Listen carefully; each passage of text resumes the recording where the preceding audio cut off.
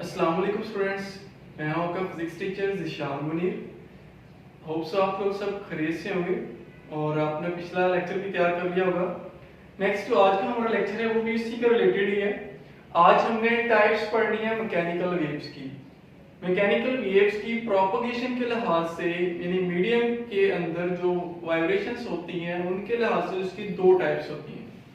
ठीक है, first one is a longitudinal waves and second one is a transverse waves.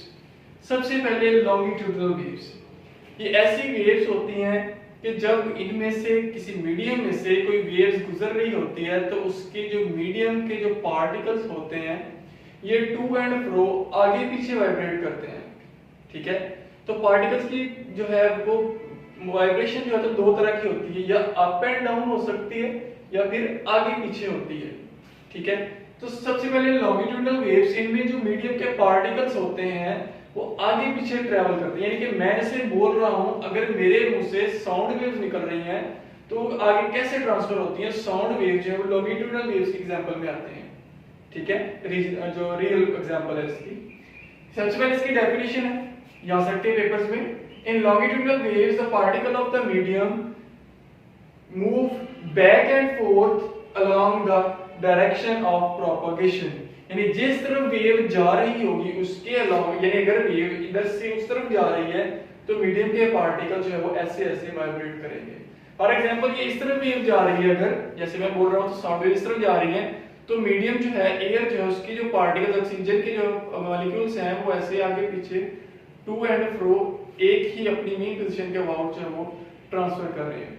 ये energy कैसे transfer होती है? जैसे कि ऐसा कर लेंगे स्टूडेंट्स की रो खड़ी और एक साइड से पुश कर दिया जाए इसको, एक स्टूडेंट को, तो आगे खुद एक से आगे फिर खुद को एक दूसरे को ढकेलते जाएंगे तो वो क्या होगा, वेव डिस्टरबेंस जो मूव करती है। इस तरह की वेव्स होती है, एनर्जी ट्रांसफर होती है।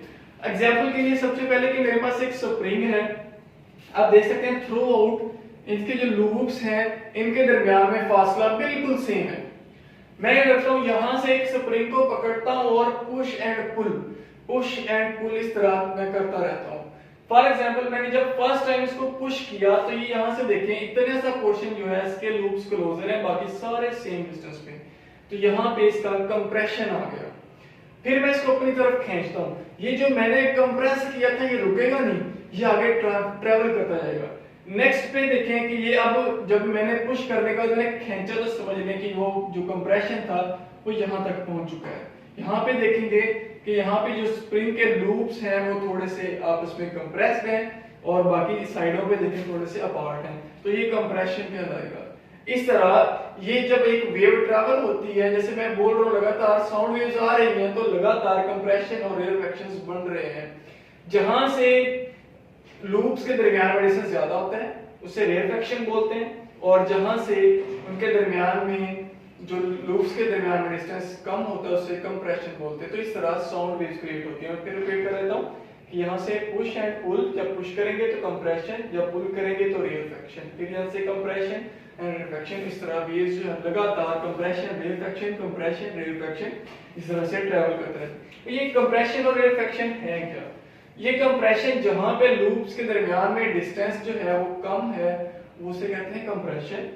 The region where loops of springs are close together are called compressions, and the regions, ठीक है, the regions where the loops are spaced apart, जहां पे loops के दरमियान में डिस्टेंस ज्यादा होगा वो उनको कहते हैं rarefaction।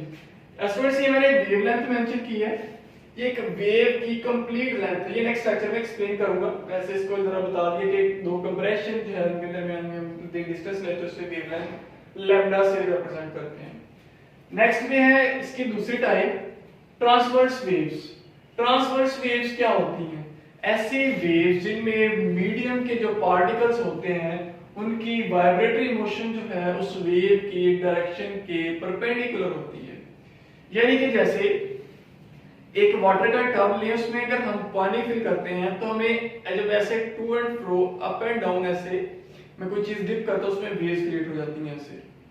तो बेसिकली इसमें मीडियम के पार्टिकल्स को अप एंड डाउन मूव कर रहे होते हैं, वो एक दूसरे से टकरा कर वो वेव को आगे ट्रांसफर करते हैं, डिस्टरबेंस को ट्रांसफर करते हैं। ठीक है, तो अब ये देखिए कि स्प्रिंग है मेरे पास, स्लिंकी स्प्रिंग, स्लिंकी मतलब सॉफ्ट स्प्रिंग होता है। स्लिंकी स्प्रिंग हुआ, मैं इसको एक साइड पे फिक्स किया हुआ है फिक्स स्पॉट से, ठीक है, और मैं इसको ऐसे अप एंड डाउन मूव करवा रहा हूँ। जैसे मैं अप लेकर जा रहा हूँ तो उसमें एक क्रस्ट बन रहा है, जब डाउन लेकर जा रहा हूँ तो उसमें ट्रफ बन रहा है। अपर पोर्शन जो होता है वीएफ का उसको क्रस्ट, और लोअर जो पोर्शन होता है ट्रफ, इसको भी मैं नेक्स्ट लेक्चर में इसकी डेफिनेशन लिख दूंगा आप लोगों को, ठीक है। तो इस तरह मीडियम के जो पार्टिकल्स होते हैं उनकी जो वाइब्रेशन होती है वो अप एंड डाउन होती है। जैसे वेव, ये देखें वेव इस तरफ ट्रेवल कर रही है, वेव जो है ये इस तरफ ट्रेवल कर रही है। मैंने किस तरफ इनको वाइब्रेट करवाया था, अप एंड डाउन करवाया था, तो मैंने वेव की डायरेक्शन के परपेंडिकुलर उनको वाइब्रेट करवाया था। तो यही डेफिनेशन में लिखा हुआ है कि the vibratory motion of particles of the medium is perpendicular to the direction of propagation. तो स्प्रिंग के जो लूप्स हैं वो अप एंड डाउन मूव कर रहे हैं, और वेव जो है वो उस तरफ अवे मूव कर रही है towards the left side. Hope so ये आप लोगों को डेफिनेशन समझ आ गई होंगी, ठीक है। ये था आज का हमारा लेक्चर, इसको प्रिपेयर कर लीजिएगा, इसको बुक से भी देख लीजिएगा, बहुत इंपॉर्टेंट डेफिनेशंस हैं इस चैप्टर की। अपना ख्याल रखिएगा, अल्लाह हाफिज।